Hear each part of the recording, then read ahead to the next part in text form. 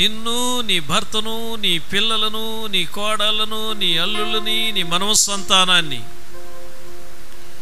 ఎంతగా ప్రభు కాచి కాపాడుతున్నాడు ఒక్కసారి జ్ఞాపకం చేసుకొని నీ మనసారా 2 చేతులు పైకెత్తి ధవళ సింహాసనాసీనుడైనటువంటి దేవాది దేవునికి స్తోత్రాలు చెల్లిద్దాం.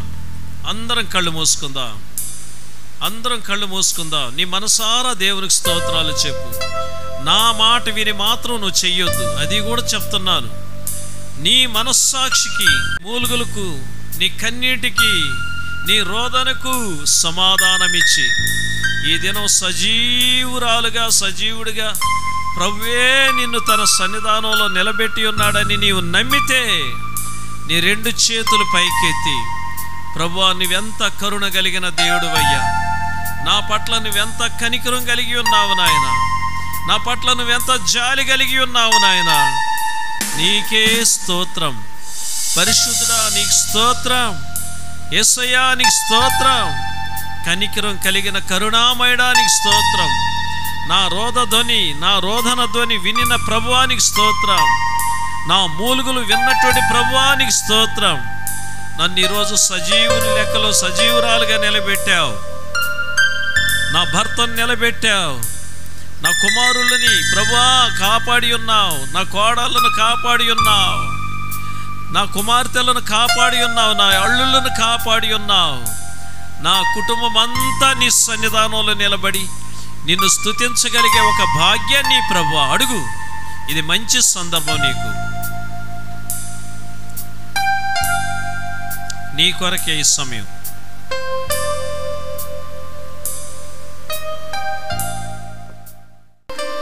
శ్రీయేసుండు జన్మించే రేయిలో నేడు పాయాక బెత్లెహేమయూరిలో శ్రీయేసుండు జన్మించే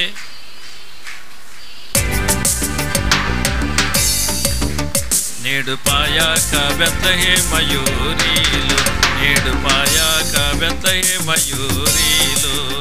కన్ని అయిన మరియమ్మ గర్భమందున ఇమ్మానుయేలు ఎనడి నామమందున శ్రీయేసుండు జన్మించే రేయిలో నేడు పాయాక చేతులను పాడుకొని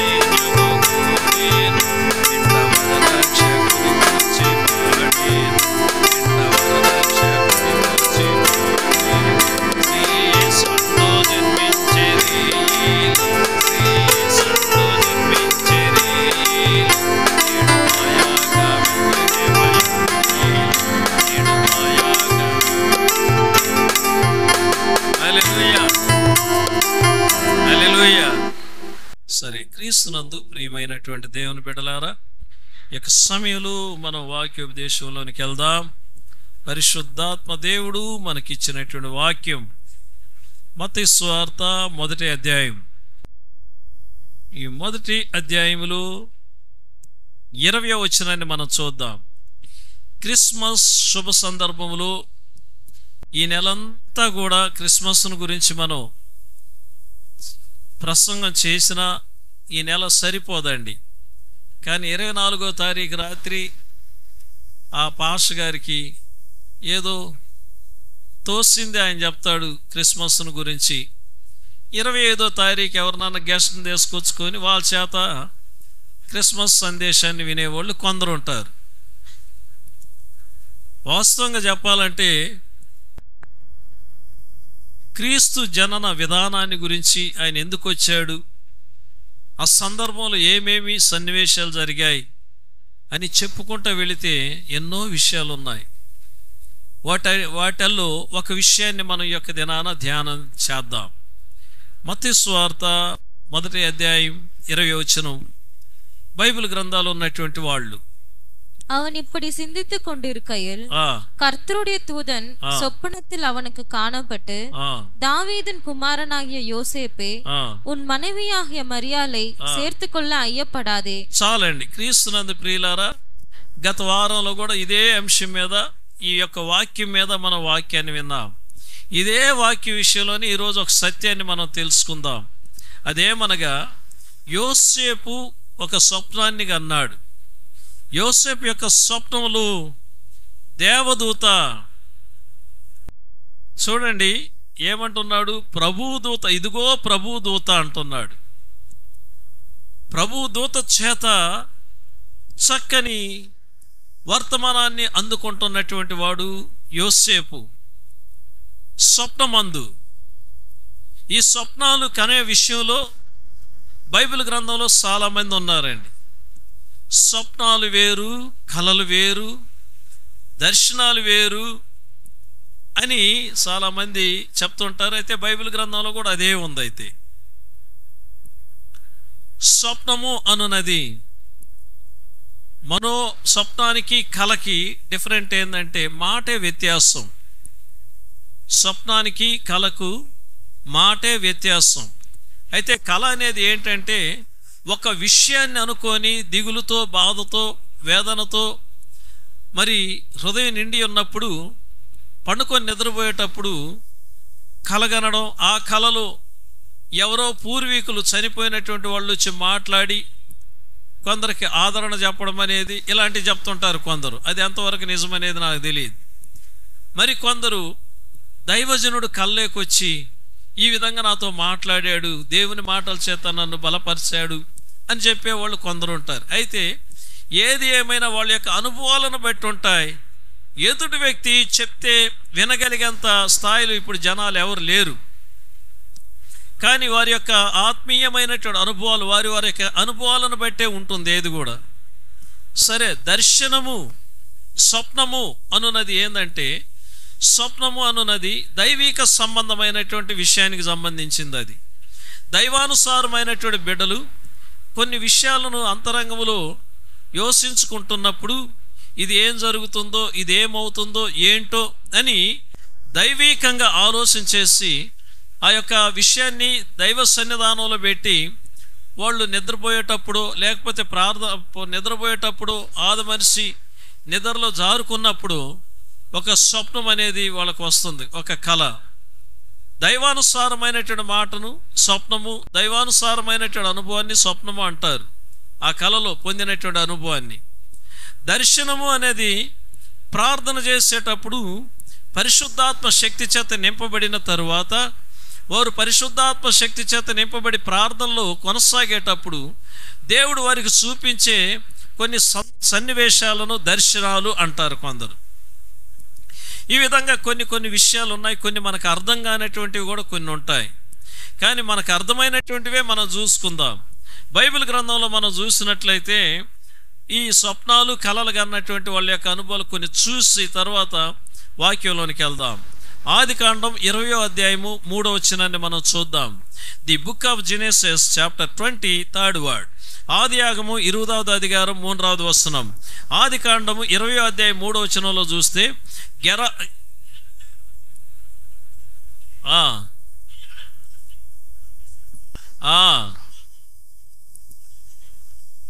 క్రీస్తునందు ప్రియమైన దేవుని బిడ్డలారా, మరి అబ్రహాము గెరారు అనబడినటువంటి ప్రాంతానికి వెళ్ళినప్పుడు కొంత కరువు పరిస్థితులను బట్టి మరి అక్కడికి వెళ్ళాడు. గెరారు ప్రాంతాన్ని ఏలుతున్నటువంటి రాజు అబీమెలెకు ఏం చేశాడంటే, మరి శారాను చూసి, ఆమె అందాన్ని చూసి తన సొంతం చేసుకోవాలనుకున్నాడు. ఆమెతో ఉండాలనుకున్నాడు, ఆమెను అనుభవించాలనుకున్నాడు. తన యొక్క పరివారం చేత ఆమెను తెప్పించుకున్నాడు తన దివాణానికి. తన భవనానికి తెప్పించుకున్నప్పుడు ఆ రాత్రే దేవుడు ఏం చేశాడంటే అబీమెలెకు యొక్క స్వప్నంలో ఆ రాత్రే దేవుడైన యెహోవా అబీమెలెకుతో మాట్లాడుతున్నాడు. ఆమె మీద చేయి పెట్టావంటే ఇక నువ్వు అంతేనన్నట్టుగా మాట్లాడాడు. ఆమె విషయంలో నువ్వు చచ్చినటువంటి వాడివి, నీవు జాగ్రత్త అని అన్నాడు. ప్రియమైన దేవుని బిడ్డలారా, చాలా చక్కగా ఉంది తెలుగులో చూస్తే. అయినను రాత్రి వేళ దేవుడు స్వప్నమందు అబీమెలెకు నొద్దకు వచ్చి, నీవు నీ ఇంట చేర్చుకొనిన స్త్రీ ఒక పురుషునికి భార్య గనుక ఆమె నిమిత్తం నువ్వు చచ్చిన వాడు సుమా అని చెప్పాను అంటున్నాడు. ప్రియులారా, గమనిస్తున్నారా?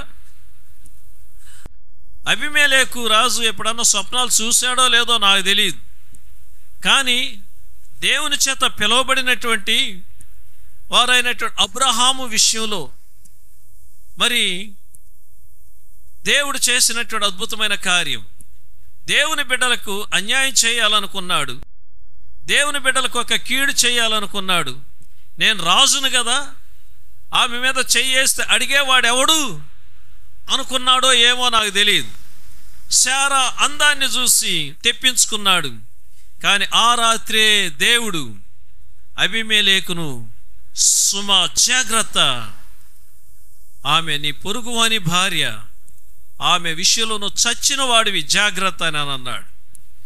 ప్రియమైనటువంటి దేవుని బిడ్డలారా, ఇక్కడ గమనించండి, కొన్ని సందర్భాలలో నీవు దేవుని బిడ్డగా జీవించేటప్పుడు, దేవుని యొక్క వాక్యానికి అనుకూలంగా నువ్వు బ్రతికేటప్పుడు, కొన్ని సందర్భాలలో నీ కీడు చేయాలని ఎవరన్నా ఏదన్నా తలపెట్టినప్పుడు నీ తరపున దేవుడే వాళ్ళతో మాట్లాడతాడు, వాళ్ళకు చెమట్లు పోపిస్తాడు దేవుడు. దానిని బట్టి కొన్ని సందర్భాలలో కొందరు నీ జోలికి రారు. అయితే ఏది ఏమైనప్పటికీ గెరారు రాజు అయినటువంటి అబీమెలెకును స్వప్నమందు గద్దించినటువంటి దేవుడు. రెండవదిగా ఆదికాండం 28వ అధ్యాయం 12వ వచనంలోకి వద్దాం. ఇక్కడ యాకోబు ఒక కలగంటున్నాడు. అయ్యా, ఎలాంటి కలగంటున్నాడు అయ్యా? 28వ అధ్యాయంలోకి వద్దాం. 28వ అధ్యాయంలో 12వ వచనం, 28வது அதிகாரம் 12வது வசனம். அங்கே அவன் ஒரு சொப்பனத்தை கண்டான். இதோ ஒரு ஏணி பூமியில வைக்கப்பட்டிருந்தது. చాలండి, తమిళ్లో చక్కగా ఉంది. ఒక స్వప్నం అని అంటున్నారు. మాటే తేడా, కలే. ఈ కలే, ఇంకేం లేదు అక్కడ.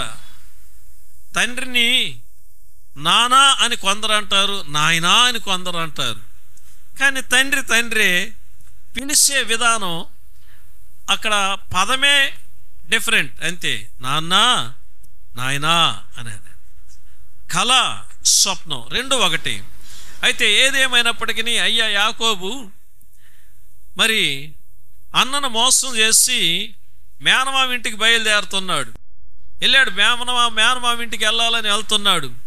ఒక ప్రాంతానికి వచ్చినప్పుడు చీకటి పడిపోయింది. ఏం చేయాలో అర్థం కాలేదు. ఇక ఒక రాయిని తలగడగా పెట్టుకొని అయ్య నిద్రపోతా ఉన్నాడు. అంతరంగం ఎలా ఉంది? భయంతో నిండి ఉన్నది, బాధతో నిండి ఉన్నది. నా అన్న చేతిలో పడి ఉంటే నేనేమై ఉండేవాడినో అనుకుంటున్నాడు. మరి వచ్చినటువంటి ప్రాంతం మధ్యలో చీకటి పడిపోయింది, చిమ్మ చీకటి. కన్ను పొడుచుకుంటే కూడా ఏది కనిపించనటువంటి ప్రాంతం. ఆ ప్రాంతంలో ఎలాంటి జంతువులు ఉంటాయో, ఎలాంటి పురుగులు ఉంటాయో తెలియదు. అలాంటి సందర్భంలో ఒక రాయిని తలగడగా పెట్టుకొని అయ్యా నిద్రపోతున్నప్పుడు ఒక కలగన్నాడు ఆయన. ఆ కలలో ఆకాశము నుండి ఒక నిచ్చెన భూమి మీదకి వేయబడింది. వేయబడినటువంటి యొక్క నిచ్చెన ఆకాశం కొనను అంటుకోనుందండి. అది దాని మీద దేవుని దూతలు ఎక్కుచూ దిగుచూ నుండిరి అంటున్నాడు. ఆ కలలో దేవుని దూతలు ఎక్కుతూ దిగుతూ ఉన్నారు. ఆ కలలో అయ్యి చూస్తూ ఉన్నాడు యాకోబు గారు. ఈ సందర్భంలో దేవుడు యాకోబుతో మాట్లాడుతున్నాడు. యాకోబు, నేను దానికి పైగా ఉండి ప్రభు నిలిచి మాట్లాడుతున్నాడు. నేను నీ తండ్రి అయిన అబ్రహాము దేవుడను, ఇస్సాకు దేవుడైన యెహోవాను. నువ్వు పండుకొని ఉన్న ఈ భూమిని నీకును నీ సంతానమునకు ఇచ్చెదను, నీ సంతానము భూమి మీద లెక్కకు ఇసుక రేణువులగును, నీవు పడమటి తట్టును, తూర్పు తట్టును, ఉత్తరపు తట్టును, దక్షిణపు తట్టును వ్యాపించెదవు అని ఆశీర్వాదకరమైనటువంటి మాటలు చెబుతూ, నీ సంతాన మూలముగా ఆశీర్వదింపబడును భూమి యొక్క వంశాలన్నీ అంటున్నాడు. ఇదిగో నేను నీకు తోడయ్యుండి 15వ వచనంలో, నీవు వెళ్ళు ప్రతి స్థలమందు నిన్ను కాపాడుచు ఈ దేశమునకు నిన్ను మరలా రప్పించెదను, నేను నీతో చెప్పినది నెరవేర్చు వరకు నిన్ను విడువనని చెప్పగా అంటున్నాడు. ఈయన కనిన కళ ఉన్నతమైనటువంటి ఆశీర్వాదకరమైనటువంటి కళ. మొదటి కళ వార్నింగ్తో కూడినటువంటి కళ. అబీమెలెకు కన్న కళ వార్నింగ్తో కూడినటువంటి కళ. యాకోబు కన్న కళ ఆశీర్వాదముతో కూడినటువంటి కళ, వాగ్దానముతో కూడినటువంటి కళ. మూడవదిగా మనం చూసినట్లయితే చూడండి, ఆదికాండం 37వ అధ్యాయము 6వ వచనాన్ని మనం చూద్దాం. ఆదికాండం 37వ అధ్యాయము 6వ వచనంలో యోసేపు ఉన్నాడు. ఇక్కడ యాకోబు కుమారులలో బెన్యామీనుకు ముందు పుట్టినటువంటి వాడు. బెన్యామీను అప్పుడు పుట్టలేదు అనుకుంటాను, అయితే పుట్టలేదు. యోసేపు చివరి కుమారుడు. అప్పటికి యాకోబుకి ముద్దుల కుమారుడు, చిన్నవాడు. విచిత్రమైనటువంటి అంగీలు గుట్టించి ఆ కుమారుడు ఆ యొక్క అంగీలు ధరించుకొని మరి నడుస్తుంటే వెళతా ఉంటే చూసి ఆనందపడేవాడు యాకోబు. యాకోబు అందరికన్నా ఎక్కువగా యోసేపుని ఎక్కువగా ప్రేమించాడు. యోసేపు దైవభక్తి కలిగినటువంటి వాడు, దైవానుసారుడు, భయము భక్తి కలిగినటువంటి వాడు, పరిశుద్ధంగా బ్రతుకుతున్నటువంటి వాడు చిన్న వయసు నుండి. ఇలాంటి వాడు కలగన్నాడు. ఈ కలగని ఈ కలను వినమని అన్నలతో చెప్తున్నాడండి. అన్నలతో ఏమని చెప్తున్నాడు చూడండి. అతడు వారిని చూసి, నేను కనిన ఈ కలను మీరు దయచేసి వినుడి అని అంటున్నాడు. వాళ్ళకి వినేదానికి ఇష్టం లేదు. నీ కళలు మేము వినేదానికి మేమేమన్నా పిచ్చోళ్ళమే అని. ఎందుకంటే వాళ్ళు చెడు కార్యాలు చేసేవాళ్ళు కనుక వాళ్ళ చెడు విషయాలను తండ్రికి చెప్పేవాడు వెళ్ళి, నానా అన్నోళ్ళు ఇలా చేస్తున్నారు, అన్నోళ్ళ యొక్క ప్రవర్తనలో చాలా తేడా వస్తుంది నానా అని. దానిని బట్టి వీడు ఎప్పుడు మన మీద ఫిర్యాదు చేస్తుంటాడు తండ్రికి, ఎప్పుడు మన మీద కంప్లైంట్లు చేస్తుంటాడని అన్నలందరూ కూడా అతని మీద పగబూని ఉంటారండి. ఈ పగబూనినటువంటి వారు చెప్పిన కళలు వింటారా? ఏది వినరు కదండి. కానీ యాకోబు కన్నినటువంటి కళ వాగ్దానంతో కూడినటువంటిది. దేవుడు చేయబోయేది ముందుగానే చెప్పాడు. నీ అన్నలందరూ కూడా నీకు సాగిలపడి నమస్కారం చేస్తారని నేను ఒక కలగన్నాను. ఆ కళలో పనులన్నీ లేచి నిలబడ్డాయి. నా పనికి మీ పనులన్నీ సాష్టాంగ నమస్కారం చేస్తున్నాయి అని ఇవన్నీ చెప్పంగానే వాళ్ళకి శర్రమనింది. అరే మేమందరం నీకు నమస్కారం చేస్తామా, నువ్వెంత నీ అధికారం ఎంత అనే కాడికి వచ్చారు వాళ్ళు. కనుక క్రీస్తునందు ప్రియమైన దేవుని బిడ్డలారా, దేవుడు దాన్ని నెరవేర్చాడు, అది వేరే విషయం. యోసేపు కన్నటువంటి కళ ఏంటంటే, దేవుడు యోసేపును ఏ స్థానంలో పెట్టబోతున్నాడు దానిని ముందుగానే బయలుపరచబడినటువంటి కళ యోసేపుది. నాలుగవదిగా చూద్దాం. నాలుగో కళ ఏందో చూద్దాం. ఆదికాండం 41వ అధ్యాయం 1వ వచనంలో మనం చూసినట్లయితే, ఆదికాండం 41వ అధ్యాయం 1వ వచనం నుండి మనం చూస్తే, ఐగుప్తు రాజు అయినటువంటి ఫరో ఒక కలగ అంటాడు. ఆ కళలో ఏందంటే, సారీ తల్లి అంటే సమయం నాకు చాలదు, సారీ క్షమించాలి. ఎందుకంటే మరి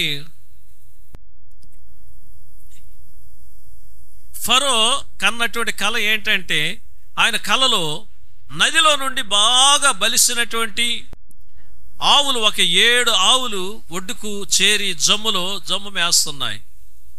ఆ కళ చూస్తూనే ఉన్నాడు. కళలో అది జరుగుతూనే ఉన్నది.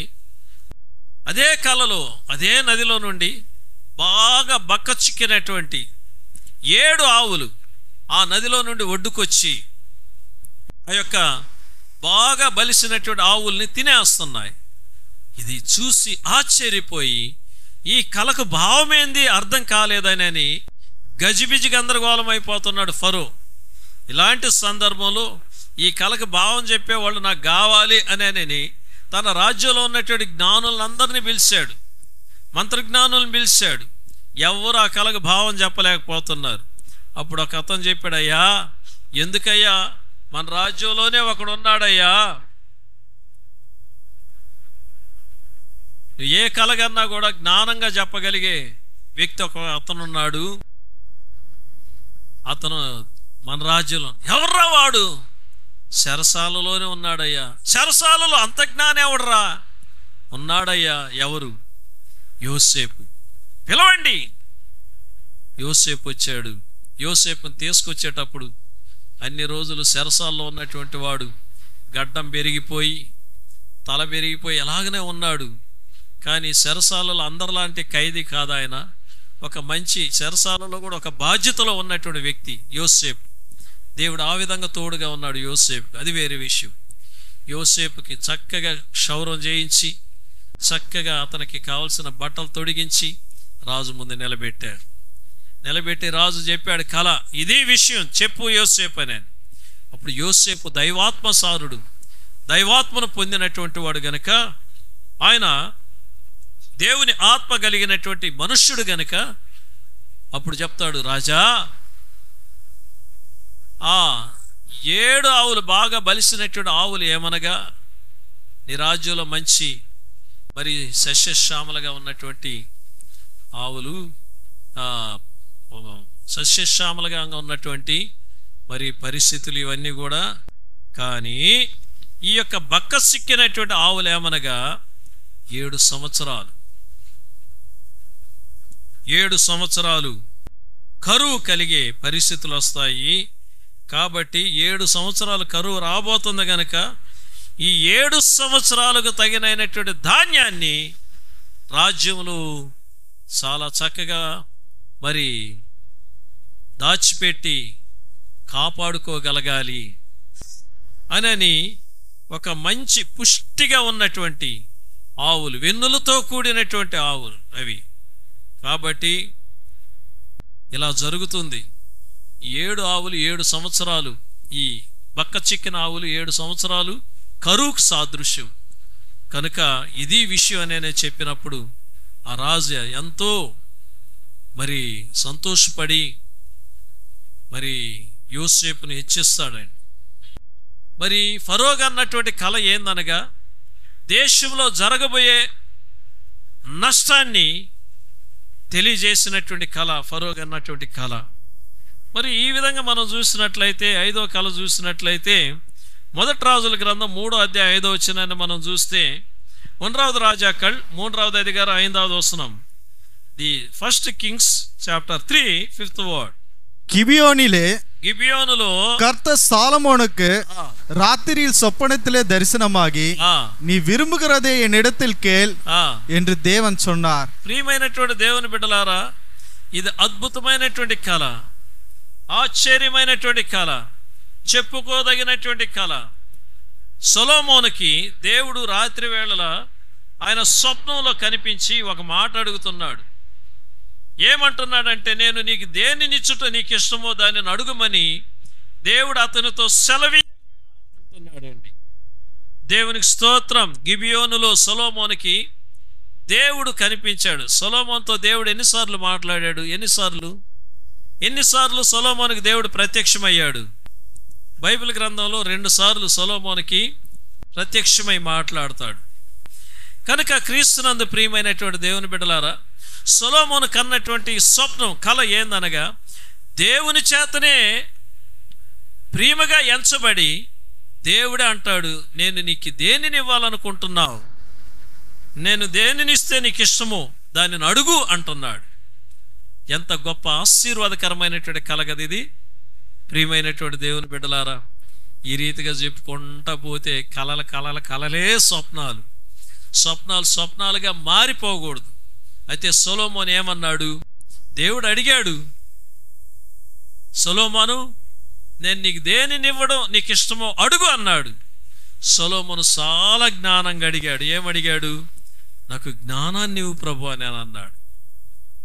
జ్ఞానంతో పాటు దేవుడు సమస్తమైనటువంటి ఐశ్వర్యాలు, సమస్తమైనటువంటి వివేకం, సమస్తమైనటువంటి సంపదలను, ఆయుష్కాలమును, సమాధానమును, సమస్తాన్ని ఇచ్చాడు. ప్రియమైన దేవుని బిడ్డలారా, గమనించండి, ఒకవేళ కలలతో దేవుడు ఈనాడు దినాలలో మాట్లాడకపోయినా ఈ కడవరి దినాలలో, ఈ చివరి దినాలలో పరిశుద్ధాత్మ దేవుడు తన వాక్యం ద్వారా నిన్ను హెచ్చరించి, నిన్ను పలకరించి, నీకేం కావాలని కోరుకుంటున్నావు అని నేను ఎన్నిసార్లు నిన్ను అడిగినా కూడా దేనిని అడగాలి, దేనిని పొందుకోవాలని శాతగాని స్థితిలో ఉన్నావేమో నాకు తెలియదు. అది నీకు తెలియాలి. వాక్యాన్ని వినేది నీవు, పరిశుద్ధాత్మ దేవుడు దర్శించేది నిన్ను. సొలొమోనును అడిగాడు, సొలొమోను, నేను నీకు ఏమి ఇవ్వాలని కోరుకుంటున్నావో అడుగు అని అన్నాడు. ఈ 2024 సంవత్సరంలో నువ్వు ఎలాంటి అనుభవాలలో నుండి బయటకు వచ్చావో నాకు తెలియదు. నువ్వు ఎలాంటి అనుభవాలలో ఇప్పుడు ఉన్నావో నాకు తెలియదు. ఎలాంటి మూలుగుల మధ్యలో గజిబిజి గందరగోళంలో ఉన్నావో నాకు తెలియదు. పరిశుద్ధాత్మ దేవుడు నిన్ను ప్రేమిస్తున్న దేవుడు ఈ 2024 సంవత్సరంలో ఈ చివరి మాసంలో ఈ 2వ ఆదివారంలో నిన్ను కనికరించి, నిన్ను కటాక్షించి, నిన్ను కరుణించి, నీ మీదున్న దయతో నువ్వు పడుతున్న పాటలను చూసి ఇప్పుడు ఇంకొక సందర్భాన్ని ఇస్తున్నాడు ప్రభు నీకు. బిడ్డ, నువ్వు ఎంత కుమిలిపోతున్నావు, ఇంత గందరగోళమైపోతున్నావు, నువ్వు నా సన్నిధానానికి వస్తున్నావు, నా వాక్యం వింటున్నావు, నాకు మొరపెడుతున్నావు, కానీ నేను నీకేమి ఇవ్వాలని కోరుకుంటున్నావు, నేనేమి ఇవ్వాలని ఇష్టపడుతున్నావు, నీ చేతిలో ఉంది. ప్రభువుని దేనిని అడగాలనేది. కనుక క్రీస్తునందు ప్రియమైన దేవుని బిడ్డలారా, ఇప్పుడు ఎన్ని కళలు చూసాం? 5 కళలు చూసాం. 6వ కళ మత్తయి సువార్త 27వ అధ్యాయం 19వ వచనంలోకి వద్దాం. ఇది చాలా విచిత్రమైనటువంటి కళ, చాలా ఆలోచింపదగినటువంటి విషయం. దర్శిని చదువు తల్లి. ఇప్పుడు அவன் நியாயாசனத்தில் உட்கார்ந்திருக்கையில் அவனுடைய மனைவி அவனிடத்தில் ஆள் அனுப்பி, நீர் அந்த நீதிமானை ஒன்றும் செய்ய வேண்டாம், அவர் நிமித்தம் இன்றைக்கு சொப்பனத்தில் வெகு பாடுபட்டேன் என்று சொன்னாள். చాలు. క్రీస్తునందు ప్రియమైన దేవుని బిడ్డలారా, పిలాతు భార్య కన్నా కళ. పిలాతు భార్య న్యాయస్థానంలో యేసు ప్రభు ఉన్నాడు.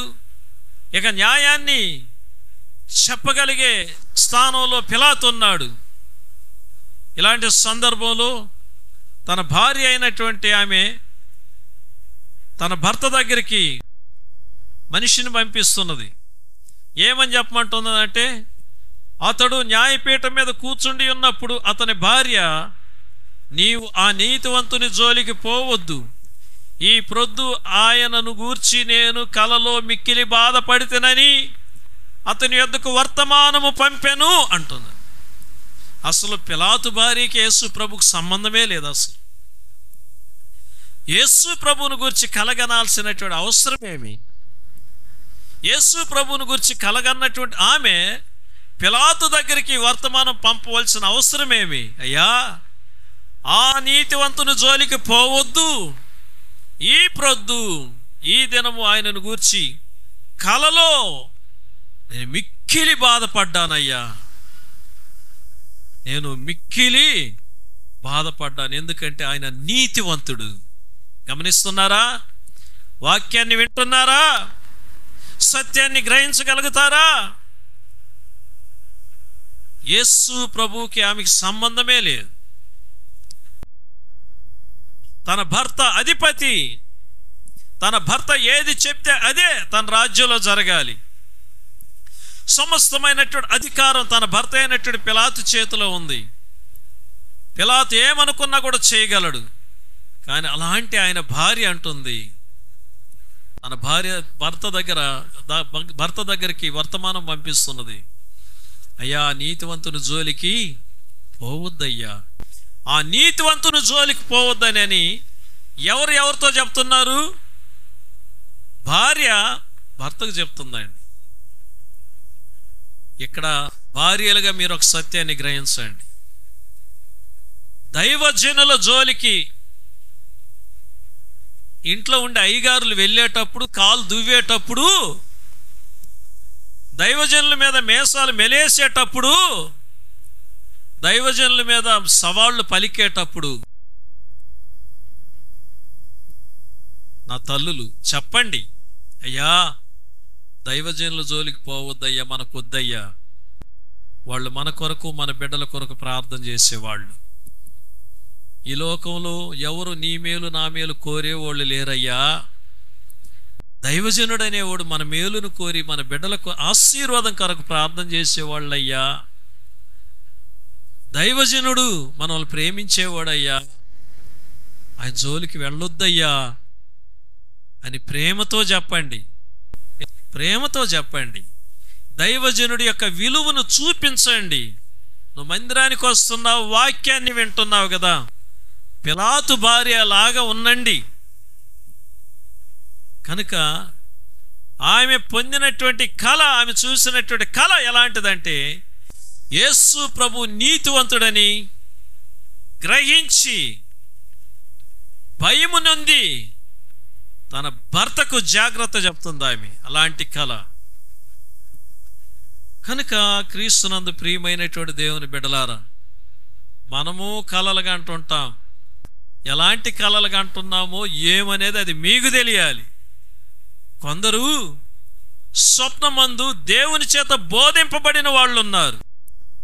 వాళ్ళు ఏం చేశారో చూద్దాం. ఇది అసలు సిసలైనటువంటి క్రిస్మస్. ఈ పాయింట్ లేకొద్దాం ఇప్పుడు. మత్తయి సువార్త 2వ అధ్యాయం 12వ వచనం. అసలు సిసలైనటువంటి క్రిస్మస్ ఇప్పుడు. మత్తయి సువార్త 2వ అధ్యాయము 12వ వచనం.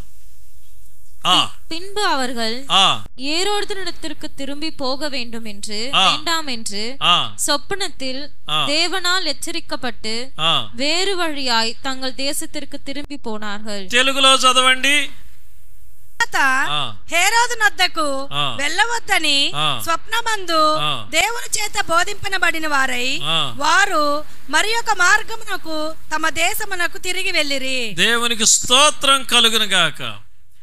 క్రీస్తునందు ప్రియమైనటువంటి దేవుని బిడ్డలారా, తూర్పు దేశపు జ్ఞానులు 1600 మైళ్ళ దూరం నుండి వచ్చారు యేసు ప్రభుని దర్శించడానికి. ఆకాశములో వింత నక్షత్రమును చూసి యేసు ప్రభును దర్శించడానికి వచ్చారు.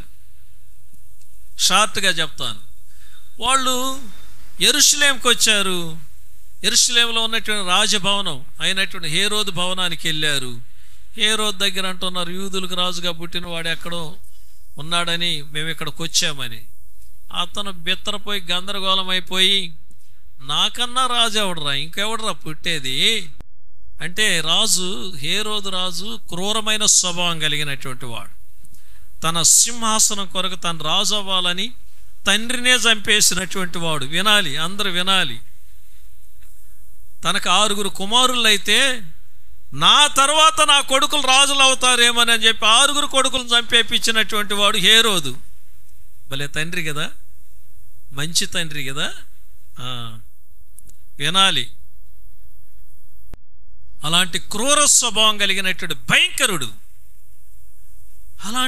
అలాంటి వ్యక్తి దగ్గరికి వెళ్ళారు, అలాంటి రాజు దగ్గరికి వెళ్ళారు ఈ జ్ఞానులు. తూర్పు దేశపు జ్ఞానులు అంటే సామాన్యమైనటువంటి వాళ్ళు కాదండి. దేవుని చిత్తమైతే వచ్చే వారం చూద్దాం. అయితే వీళ్ళు వెళ్ళారు. హేరోదు అన్నాడయ్యా, సరే, తన శాస్త్రులకు పిలిపించాడు, గ్రంథాలు తిరగేపించాడు. యూదులకు రాజుగా ఎక్కడ పుడతాడని అని చెప్పి గ్రంథాలలో ప్రవచనాత్మకమైన వార్తలు విన్నారు. జ్ఞానుల్ని పిలిచి రహస్యంగా చెప్తున్నాడు, మీరు వెళ్ళి ఆ బాలుని పూజించి ఆ వర్తమానాన్ని నాకు తీసుకొచ్చి చెప్పండి, నేను వచ్చి పూజిస్తాను అని చెప్తాడు. అంతరంగంలో ఎక్కడలోని పళ్ళు కొరుక్కుంటూ కత్తులు నూరుకుంటూ వీళ్ళకి చెప్తాడు. వీళ్ళు వెళ్తారు. తర్వాత ఆ నక్షత్రంని ఫాలో చేసుకొని వెళ్తారు. యేసు ఉన్న స్థలానికి వెళ్ళి ఆ నక్షత్రం ఆ వెలుగు నిలబడినప్పుడు వాళ్ళు లోపలికి వెళ్ళి తల్లి అయిన మరియను, బాలుడైన యేసయ్యను, శిశువు అయినటువంటి యేసయ్యను చూసి వాళ్ళ చేతుల్లో తెచ్చినటువంటి విలువైనటువంటి బహుమానాలను, బంగారం, సాంబ్రాణి, బోళములు కానుకలుగా సమర్పించి పూజించి సాగిలపడి ప్రభువును పూజించి ఆరాధించి కానుకలు సమర్పించి సంతోషంగా అక్కడి నుండి బయలుదేరతారు. అప్పుడు వాళ్ళకి స్వప్నమందు దేవుడు చెప్తాడు. ఏమని చెప్తాడు దేవుని దూత? ఏమంటున్నాడు ఇక్కడ? ఏమని చెప్పాడు?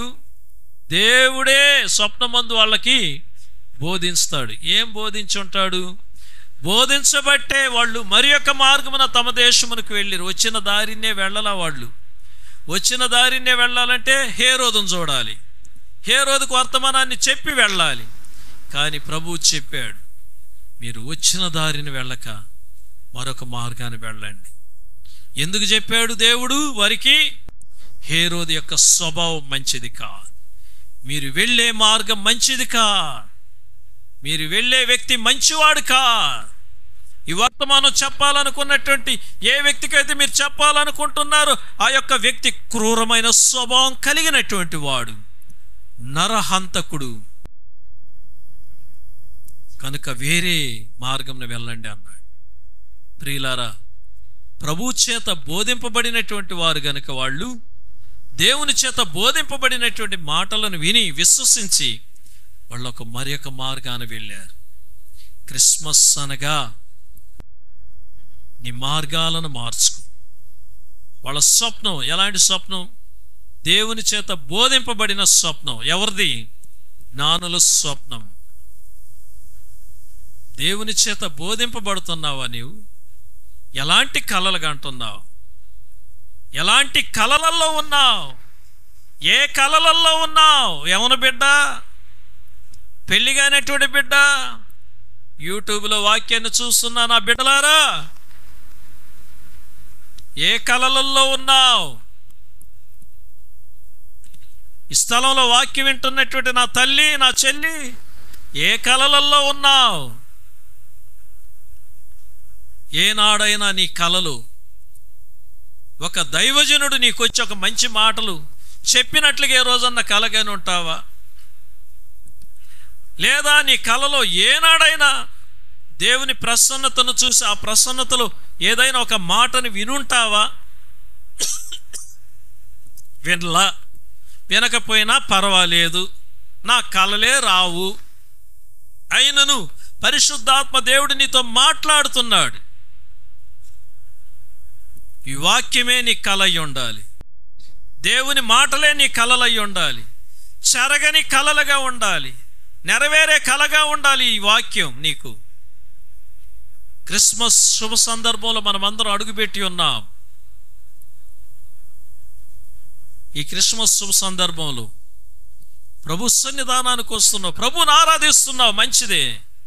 ఇక్కడ నుండి నీ వెళ్ళేటప్పుడు ఇక్కడ నుండి నీ మార్గాలు మారాలి, నీ తలంపులు మారాలి, నీ సమస్తము మారాలి.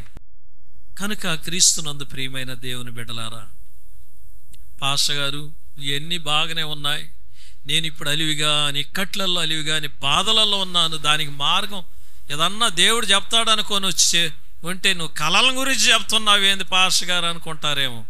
దానికి చెప్తాడు యేసయ్య. వీళ్ళు ఏం చేశారు? వేరే మార్గాన్ని వెళ్ళారు కదా. చూశాడు ఇతను.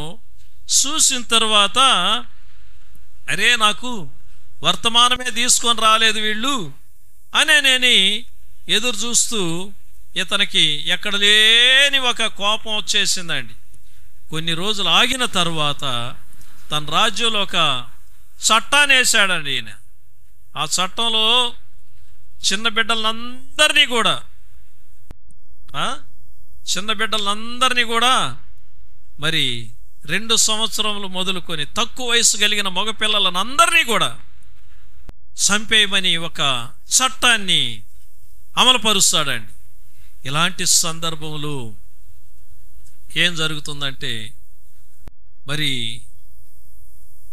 దేవుని చేత బోధింపబడినటువంటి వాళ్ళై ఈ 13వ వచనంలో చూస్తే వారు వెళ్ళిన తరువాత ఇదిగో ప్రభు దూత స్వప్నమందు యోసేపునకు ప్రత్యక్షమై హేరోదు ఆ శిశువును సంహరింపవలెనని ఆయనను వెదకబోచున్నాడు గనుక నీవు లేచి ఆ శిశువును ఆయన తల్లిని వెంటబెట్టుకొని ఐగుప్తునికి పారిపోయి అంటున్నాడు. చట్టం వేయక మునిపే, చట్టం రాబోతుంది అనగానే హేరోదు 2 సంవత్సరముల లోపు కలిగిన మగబిడ్డలందరినీ చంపించబోతున్నాడన్న చట్టం అమలుపరచక ముందే చక్కగా యోసేపుతో దేవుని దూత స్వప్నమందు చెప్తున్నాడు, ఇక్కడ నుండి పారిపో, నీ బిడ్డని నీ భార్యని తీసుకొని నేను చెప్పేంతవరకు ఇక్కడికి రావద్దన్నాడు. చక్కగా బోధింపబడి శత్రు యొక్క భార్య నుండి తప్పించుకొని పోవడానికి బోధింపబడినటువంటి కళ యోసేపు కన్నా కళ. యోసేపు యేసు ప్రభు వారు పుట్టిన తర్వాత. కనుక ప్రియమైన దేవుని బిడ్డ, రేపేం జరగబోతుందో నీకు నాకు తెలియదు. దేవుని యొక్క వాక్యం నిన్ను నన్ను పలకరించేటప్పుడు, దేవుని యొక్క వాక్యం ద్వారా పరిశుద్ధాత్మ దేవుడు నిన్ను నన్ను పలకరించి ఆలోచన చెప్పేటప్పుడు, ప్రభు ఇదిగో నేను నీ ఆధీనంలో ఉన్నానయ్యా, నీ నడిపింపు నాకు దయచేయి ప్రభువా.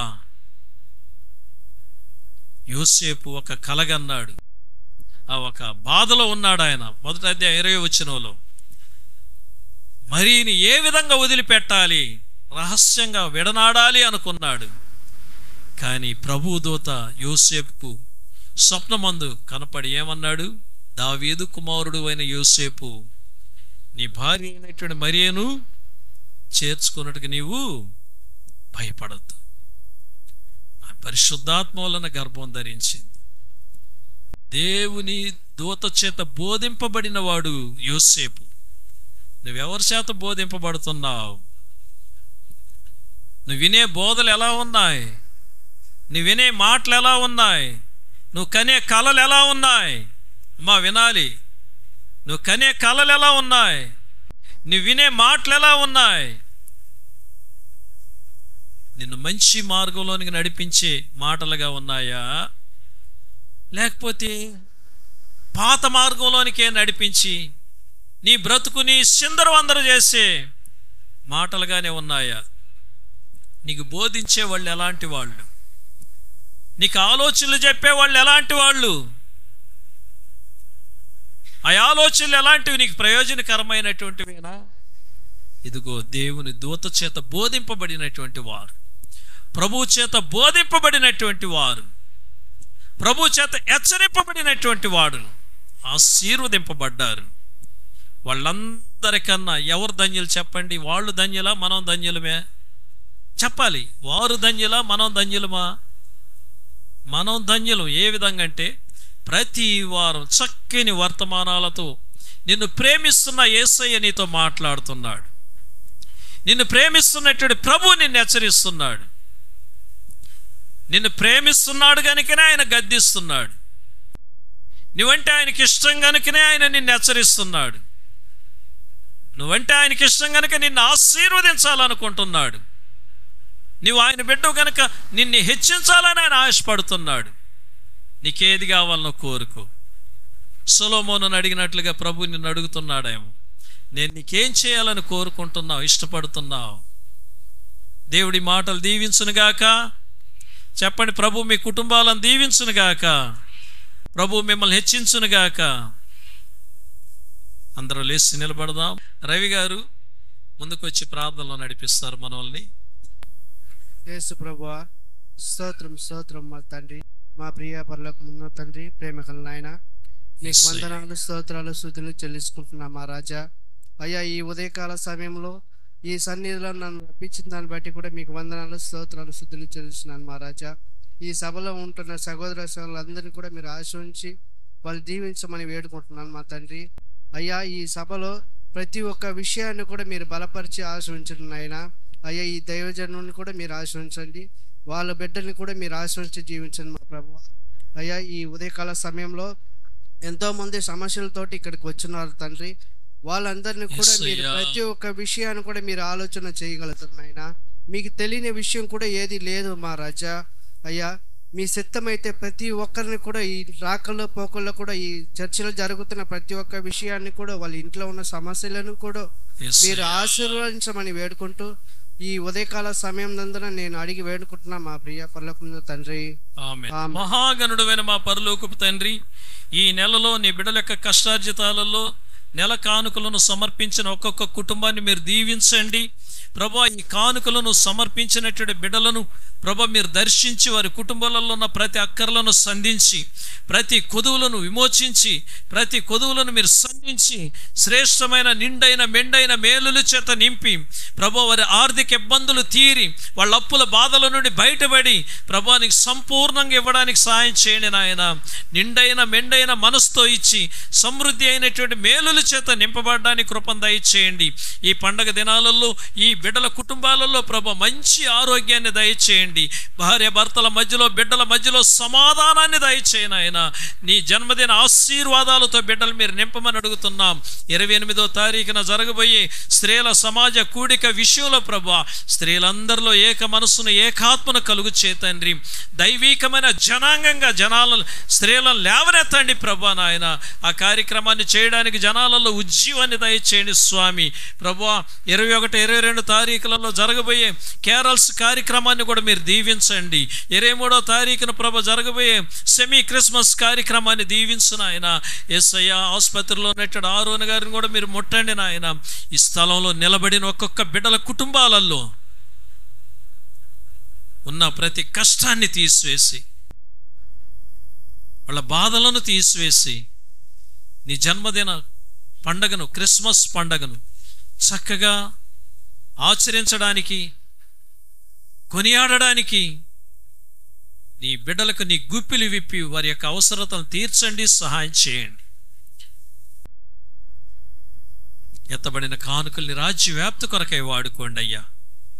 ఈ సంఘానికి నాయకుడిగా మీరు నడిపించండి. యేసయ్య పరిశుద్ధమైన నామములు అడిగి వేడుకొంచున్నాం తండ్రి. పరలోకమందున్న మా తండ్రి, నీ నామం పరిశుద్ధపరచబడనుగాక, నీ రాజ్యం వచ్చునుగాక, నీ చిత్తం పరలోకమందు ఎలాగ నెరవేరుచున్నదో భూమి అందున అలాగే నెరవేరునుగాక. మా అనుదిన ఆహారం నేడు మీరు మాకు దయచేయం. మా రుణస్తులు మేము క్షమించిన ప్రకారం మా రుణములను క్షమించు. మా శోధనలకి తేక దుష్టుని తప్పించు. ఎందుకంటే రాజ్యమును బలమును మహిమ నిరంతరం నీవైనావు తండ్రి. ఆశీర్వాదంబుల్ మా మీద వర్షింపచేయుమీశా, ఆశతో నమ్మియున్నాము నీ సత్య వాగ్దాతము. ఈ మాహి మీద మారించుము దేవా, క్రమర ప్రేమ వర్షంబు కుమారించుము దేవా. ఆమేన్. ఆశీర్వాదం 2024 సంవత్సరములకు ముందు నీ కొరకు నా కొరకు మనుష్య కుమారుడిగా ఈ భూలోకంలో కన్యమేరి గర్భమందు పుట్టినటువంటి యేసు క్రీస్తు కృప, భయపడకము నేను నీకు తోడయ్యున్నానని సెలవిచ్చిన తండ్రి అయిన దేవుని ప్రేమ, నిన్ను సర్వసత్యములోనికి నడిపించగలిగే పరిశుద్ధాత్మన్యోన్య నిత్య సహవాసం కూడి వచ్చిన మీ అందరికీ నీ సదాకాలం తోడైన నడిపించునుగాక. నా ప్రాణమా నా అంతరమున సమస్తమైన పరిశుద్ధ నామమును సన్నిధించు. నా ప్రాణమాయ ఆమేన్. అందరికి వందనాలు.